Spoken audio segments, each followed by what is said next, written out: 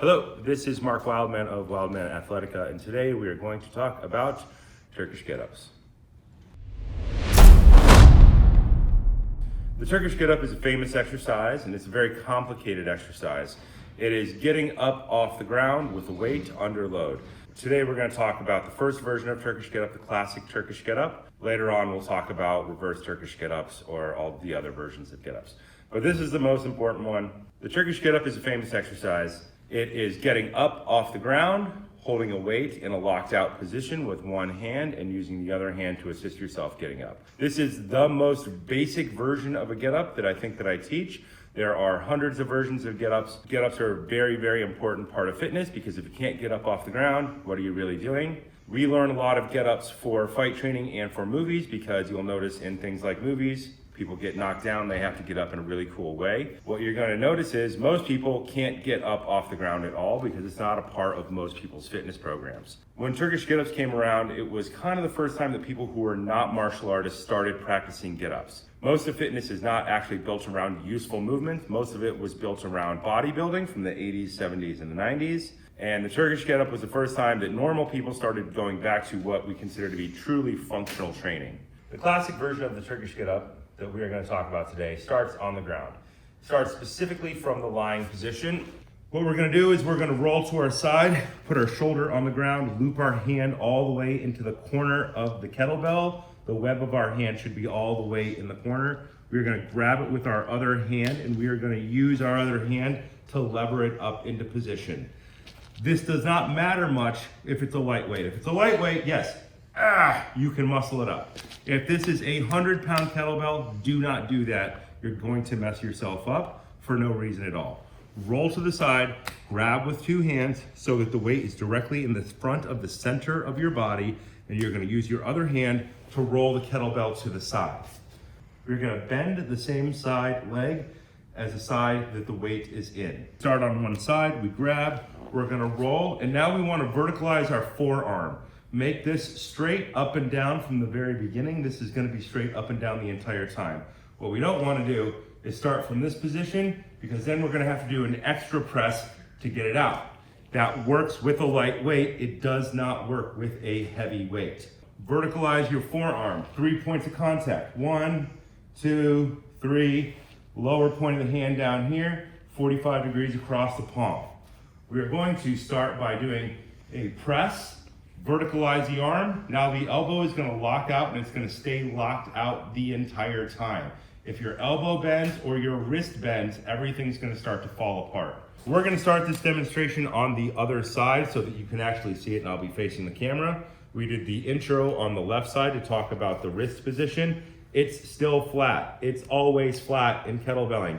If it looks like this, you're doing it not very right. Do it better. Make your wrist flat. 2 knuckles point towards the ceiling. If you see this bend in the wrist here, make these knuckles go straight up and down so that these knuckles are in a direct line with the bones in your forearm. Grab with 2 hands, roll up. You'll notice these knuckles are the highest point in my hand. We're gonna press to a lockout. Once the arm is locked out, it is going to stay locked out the entire time. From here, we're gonna roll to the side, drive up. Elbow in the ground, drive, open the chest towards the sky, palm flat on the ground, take your shoulder, roll it back inside the socket as far as you can, push into the ground, lift the hip up off the ground, bring your knee back behind the level of your hand. When you orient upright, your front leg should be in a 90-degree angle, your back leg should be in a 90-degree angle. Your wrist is still flat, your elbow is still locked out. You're going to drive all the way up. When we come down, you're going to step back. Find the ground with your knee. You don't have to look at the ground. It's always in the same place. It's always underneath you. From here, straight arm, go down the leg, put your palm flat on the ground. Do not do a finger thing, do a palm. If the weight is heavy, the finger thing won't work. Sit your hip all the way through. The elbow is still locked. Elbow touch the ground, shoulder touch the ground, shoulder touch the ground. Bring the elbow all the way down. To put the weight down, grab with the other hand, roll it off to the side. So, Turkish Get Up has how many steps in it? We have a press, turn, elbow, hand, leg goes back through, orient the body upright, stand all the way up. There are a lot of steps, and the way that we tend to teach this is one piece at a time. We do one step left, one step right, 2 steps left, 2 steps right, 3 steps left, 3 steps right, all the way till you get through the entire movement pattern. Then we build up for reps. So a Turkish Get Up is specifically a strength training exercise. The numbers are low. The numbers are low. When you start this, it starts with sets of 1. Because in the beginning, each rep takes 30 seconds. After a couple of weeks of practice, your reps will get down to 15 to 20 seconds per rep. But still, that's a long time to be under load for most people. If you're doing 1 rep, you can assume about 20 seconds of load time. If you do 3 reps, you're at a minute of load time. So we tend to do 1 to 3 reps kind of forever. You can do more than that. Some guys will build up to doing 5 sets of 5, but in reality, 5 sets of 5 takes like 20 minutes to do, because your reps are going to get longer as you get more tired. But think about 20 seconds or 25 seconds per rep. Let's say 20, and then let's say 5 reps takes a minute and a half, minute 40 plus a hand change. We'll call it a minute 50.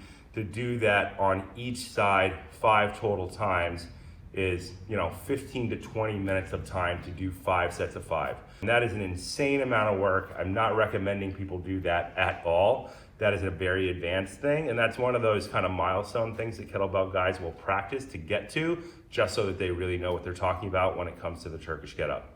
For the most part, Turkish Get Ups are done 1 rep at a time. 1 rep left, 1 rep right, another rep left, another rep right.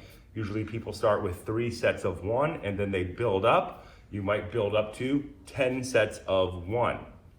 Should take about 7.5 minutes probably. Let's go back and let's do more breakdown on this movement now. We're gonna put the camera up at the front of the room. We're gonna try and get multiple shots, and we're gonna work through this 1 step at a time, and we're gonna call it out as we go. Let's start with this Turkish Get Up, and we're gonna start with our left hand. I always start every activity with my weak hand, because if my weak hand can do it, I know that my strong side can do it. If my strong side can do it, I actually don't know if my weak side can do it. So I always default to starting everything with the weak hand first. We're gonna start, we're gonna lie down on our side. We're gonna grab the kettlebell, pull it into center, verticalize the forearm. Bend the same side leg as the hand that you are using. Press all the way to lock out. The lockout stays the entire time. Roll to the side, shoulder. Drive up to your elbow. We're gonna find our hand. Once our hand is in place, it is not going anywhere. If it fidgets around, you're doing it not as right as you could be. So, press, arm, 45 degrees out, palm flat on the ground. Shoulder, elbow, hand, eyes on the weight. Eyes on the weight is important because the weight's gonna fall on your face. If you look down, the weight tends to go down. So go ahead and stay up, looking at the weight the entire time. Lift your hips up. Bring your leg all the way back. Orient towards the sky. 90 degrees in the front leg, 90 degrees in the back leg. Drive straight up. Lock everything out.